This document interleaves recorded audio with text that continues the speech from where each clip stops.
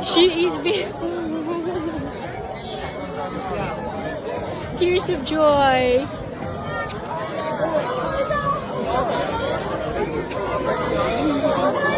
Don't cry. She's happy. Tears of relief. Isang proud mom moment ang ibinahagi ng aktres na si Ina Raimundo matapos makapagtapos sa kolehiyo ang kanyang panganay na anak na si Erica.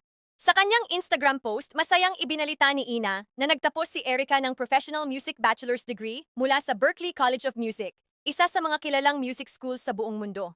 Ayon kay Ina, naging mas espesyal ang graduation na ito dahil hindi naranasan ng kanyang anak ang isang proper high school graduation noong 2020 dahil sa pandemya. Kaya naman para sa kanilang pamilya, tila doble ang saya at fulfillment sa milestone na ito. Sa kanyang emotional caption, sinabi ni Ina, "Congratulations, Erica! You made us very proud and Dad couldn't stop crying." Marami ang natouch sa kanyang post, lalo na nang idagdag pa niya na ito na raw ang best Mother's Day gift ever!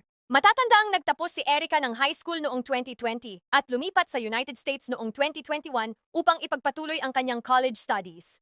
Sa kabila ng mga challenges at adjustments, matagumpay niyang natapos ang kanyang kurso.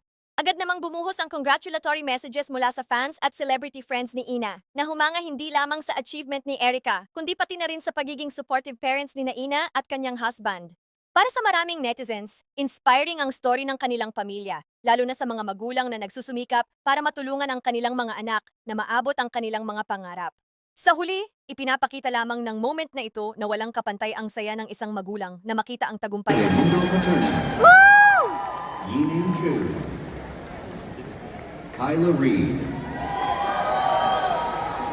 Michaela Regalado, Nicholas Congratulations, Erica! Oh my gosh, we are so happy! David Schneider, Anna Jackson, I think that he'll go. Sarah Jennifer, It's a stepping stone. Johanna Rory James,